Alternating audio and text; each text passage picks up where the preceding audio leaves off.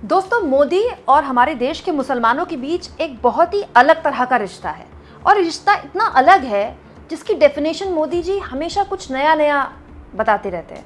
मोदी मुसलमानों के बारे में कब क्या बोल दें ये तो स्वयं मोदी जी ही जानते हैं। जैसे कि आज मैं तो बड़ी हैरान हो गई दोस्तों, मोदी जी मुसलमानों के भलाई के लिए बात कर रहे थे और बता रहे थे कि अगर कांग्रेस की नीतियां ऐसी ना होती तो देश का मुसलमान पंचर बनाने पर मजबूर ना होता।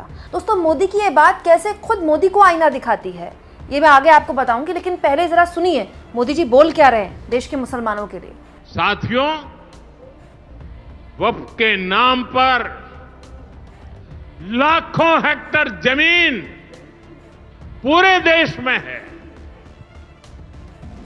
इस जमीन, इस प्रॉपर्टी से गरीब का, बेसहारा महिलाओं बच्चों का भला होना चाहिए था और आज ईमानदारी से उसका उपयोग हुआ होता तो मेरे मुसलमान नौजवानों को साइकिल के पंक्चर बना करके जिंदगी नहीं गुजारनी पड़ती। लेकिन इससे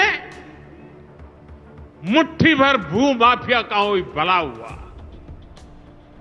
पसमानदा मुस्लिम इस समाज को कोई फायदा नहीं हुआ।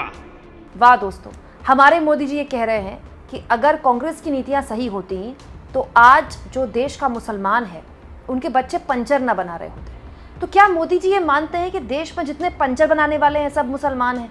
भाई मैंने तो ऐसा नहीं देखा, क्योंकि गाड़ी पंचर होती रहती है तो पहली बात तो मैं धर्म पूछती नहीं कि भैया आपका धर्म कौन सा है, तब मैं आपसे अपनी गाड़ी का पंचर ठीक करवाऊंगी।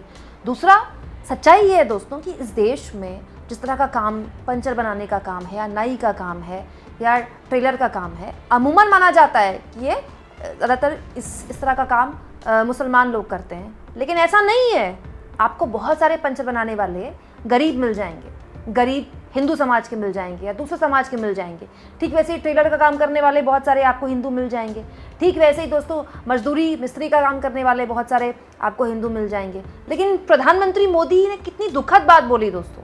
मोदी जी ने ये बता दिया कि इस देश में अगर कोई पंचर बना रहा है तो वो केवल मुसलमान है। तो ये तो दोस्तों सबसे पहले उनका फेलियर है। दोस्तों, पिछले 10 सालों से सबका साथ, सबका विकास और फिर सबका विश्वास वाली सरकार चला रहे हैं। 11 साल हो गए मोदी जी को सत्ता में। अब 11 साल अगर आप सत्ता में बिता लेते हैं और पीएम की कुर्सी में बिता लेते हैं, फिर आप दूसरों को दोष देते तो अच्छे नहीं लगते। मोदी जी की सबका साथ, सबका विकास और सबके विश्वास वाली सरकार के रहते भी दोस्तों देश का मुसलमान केवल देश का मुसलमान नहीं है। इस 125 करोड़ की आबादी में 20 करोड़ आबादी है। वो केवल देश का अल्पसंख्यक नहीं है, उसको एक आबादी के तौर पर देखिए। अगर 20 करोड़ आबादी, जो इतनी बड़ी आबादी है इस देश में दोस्तों, दुनिया की दूसरी सबसे बड़ी मुसलमान आबादी है हमारे देश में। सऊदी अरेबिया में इतने मुसलमान नहीं जितने भारत में है। ऐसे मुल्क में जहां 20 करोड़ जनसंख्या एक धर्म विशेष की है, केवल उसके बच्चे पंचर बना रहे हैं। और ये बात कौन कह रहा है? स्वयं मोदी जी कह रहे हैं, जो पिछले 11 साल से इस देश के प्रधानमंत्री हैं। इससे दुखद बात और क्या होगी दोस्तों। इस पूरे मुद्दे पर कांग्रेस पार्टी ने कैसे मोदी पर हमला बोला है मैं आगे आपको बताऊंगी, लेकिन मोदी जी मुसलमानों पर जब बोल रहे थे तो यही नहीं रुके। उन्होंने ये तक कह दिया कि कांग्रेस पार्टी मुसलमानों की इतनी हितैषी है तो एक कदम उठाए, अपने जो पार्टी का अध्यक्ष है मुसलमान चुनिए। सुनिए मोदी जी क्या कह रहे हैं, उसके बाद इसका जवाब मैं आपको बताऊंगी। साथियों, ये कहते हैं कि उन्होंने मुसलमानों के हित में किया। मैं जरा ऐसे सभियों से पूछना चाहता हूं, वोट बैंक के भूखे इन राजनेताओं से कहना चाहता हूं, अगर सच्चे अर्थ से आपके दिल में मुसलमानों के लिए थोड़ी भी हमदर्दी है तो कांग्रेस पार्टी अपने पार्टी के अध्यक्ष मुसलमान को बनाए। क्यों नहीं बनाते भाई? संसद में टिकट देते हैं, 50% मुसलमानों को दो। जीत करके आएंगे तो अपनी बात बताएंगे, लेकिन ये नहीं करना है। कांग्रेस में तो कुछ नहीं देना है। देश के नागरिकों के अधिकारों को छीनना और देना, इनकी नीयत किसी का भी भला करने की कभी नहीं रही, मुसलमानों का भला करने की भी नहीं रही। वाह दोस्तों, प्रधानमंत्री मोदी कांग्रेस पार्टी से कह रहे हैं कि वो 50% जो है वो टिकट मुसलमानों को दे दे। अच्छा, मज़े की बात यह है कि कोई पलट के मोदी जी से जवाब नहीं लेता। दिक्कत ये है ना कि मोदी जी से कोई सवाल पूछता ही नहीं, तो जवाब कौन देगा। अब मोदी जी से कोई पूछे, ये वो पार्टी बोल रही है दोस्तों, बीजेपी के सबसे बड़े नेता ये बोल रहे हैं कांग्रेस को लेकर, जो खुद किसी मुसलमान को टिकट नहीं देती। दोस्तों 2024 के लोकसभा चुनाव में बीजेपी ने एक भी मुस्लिम कैंडिडेट नहीं उतारा, नॉट अ सिंगल वन। कितना दुखद है ये, कितनी दुखद बात है कि देश की सबसे बड़ी पार्टी, दुनिया की सबसे बड़ी पार्टी, देश की सबसे धनी पार्टी, देश की सबसे रसूखदार पार्टी, जिसके ज्यादातर राज्यों में सीएम है, जिसके ज्यादातर राज्यों से विधायक और सांसद आते हैं, उस पार्टी ने एक मुस्लिम कैंडिडेट नहीं उतारा। राज्यसभा में ले देकर एक सांसद है, एक मुस्लिम सांसद है को बीजेपी का, नहीं तो पूरी राज्यसभा और लोकसभा में एक सांसद के अलावा बीजेपी के पास प्रतिनिधित्व नहीं है। मतलब उसके बाद भी मोदी जी कह रहे हैं कि फलानी पार्टी अगर मुसलमानों की इतनी हितैषी है तो वो 50% मुसलमानों को उम्मीदवार बना दे। चलिए, ये कहकर मोदी जी ने स्वीकारा तो सही कि किसी भी समाज का सशक्तिकरण अगर आपको करना है, उसको मजबूत बनाना है, तो उसके कई तरीके हैं। आप उसको आरक्षण दे सकते हैं, आप उनको आर्थिक तौर पर मजबूत बना सकते हैं, आप उस समाज में शिक्षा पहुंचा सकते हैं, जो कि सबसे मजबूत तरीका है, सबसे अच्छा तरीका है, जो किसी की पुश्ते तैयार कर सकता है, शिक्षित कर सकता है, और आप उनकी राजनीतिक भागीदारी बढ़ा सकते हैं। सिंपल सा लॉजिक है दोस्तों। जिस समाज के जितने विधायक, जितने सांसद जीत कर आएंगे, वो अपनी बात संसद में और विधानसभा में उठाएंगे। तो ये जो ज्ञान है मोदी जी दूसरे को क्यों दे रहे हैं, ये खुद क्यों नहीं अपनाते हैं। कोई बीजेपी से पूछे कि संसद तो छोड़िए, विधानसभाओं के जब चुनाव होते हैं, राज्यों के जब चुनाव होते हैं, बीजेपी कितनों मुसलमानों को टिकट देती है। एक कश्मीर के चुनाव को अगर आप साइड में कर दें, तो आप केस स्टडी उठाएं पिछले 10 सालों में जिन जिन राज्यों में चुनाव हुए हैं, बीजेपी ने कितने मुस्लिम कैंडिडेट उतारे हैं, आपको देखकर चिंता होगी। दुनिया की सबसे बड़ी पार्टी, देश की सबसे रसूखदार पार्टी मुसलमानों को बिल्कुल इग्नोर कर देती है जब उसको चुनाव में उतारना हो तो। और दूसरे से वो कह रही है कि आपको अगर मुसलमानों को मजबूत बनाना है तो आप उनको इतना टिकट दे दीजिए, उनको प्रेसिडेंट बना दीजिए।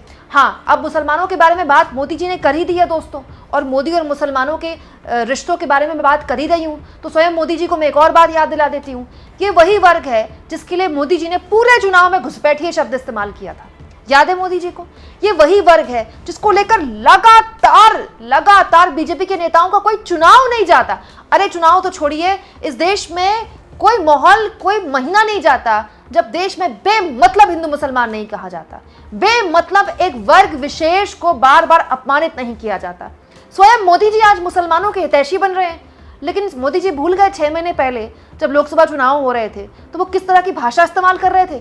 मंदिर, मछली, मटन, मंगलसूत्र, मुजरा, आपके मंगलसूत्र छीन कर ले जाएंगे और किनको दे देंगे। किनका जिक्र कर रहे थे मोदी जी, मुझे आपको बताने की जरूरत नहीं है, स्वयं मोदी जी भी जानते हैं और आप भी जानते हैं। लेकिन आज वक्फ संशोधन कानून पर तारीफ करते हुए मोदी जी अपने आप को मुस्लिमों के हितैषी बता रहे हैं। ये बात सुनती हूँ दोस्तों तो मुझे संजय सिंह की राज्यसभा में बोली हुई एक बात याद आती है, सुनिए। ये सरकार कह रही है कि ये कानून हम मुसलमानों के भले के लिए आ रहे हैं। जब मैं आपसे सुनता हूं तो मुझे लगता है कपिल शर्मा कॉमेडी सर्कस में बोल रहा है। तो संजय सिंह ने जो बात बोली वो तो खैर सही है, गलत है, वो आप तय कर सकते हैं। लेकिन जब कांग्रेस पार्टी पर यह आरोप लगाए पीएम मोदी ने, तो कांग्रेस पार्टी की तरफ से सुप्रिया श्रीनेत ने इस पर जवाब दिया है, सुनिए। मोदी जी थोड़ा तो सोच समझकर बोला कीजिए, इस देश के चुने हुए प्रधानमंत्री हैं आप, कोई बदजुबान दोरूपल्ली के ट्रोल थोड़े ही हैं। आज बाबा साहब की जयंती पर भी आपसे मर्यादा की उम्मीद करना बेमानी है। आज भी आपने कांग्रेस को कोसा और यही नहीं, एक वर्ग को पंक्चर बनाने वाला तक कह डाला। खैर, आप खुद तो हरियाणा में रैली संबोधित करने के लिए निकल लिए। आपके अंदर तो इतनी भी तमीज नहीं थी कि बाबा साहब को सेंट्रल हॉल में पुष्पांजलि देते। सब लोग आए, लेकिन आपको आज भी भाषणवीर बनना ज्यादा प्रिय था, आप निकल लिए।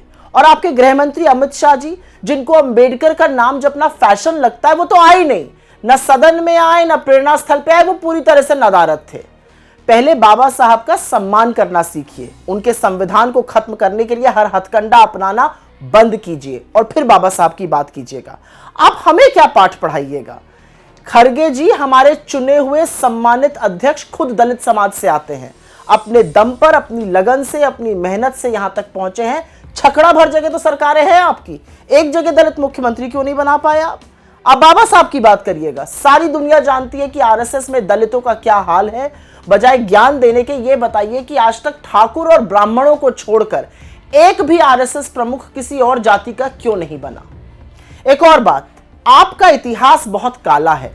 लिखित दस्तावेज बताते हैं कि बाबा साहब को चुनाव हराने में आपके आराध्य सावरकर ने अपने धुर विरोधियों के साथ हाथ मिलाकर इस साजिश को अंजाम दिया था।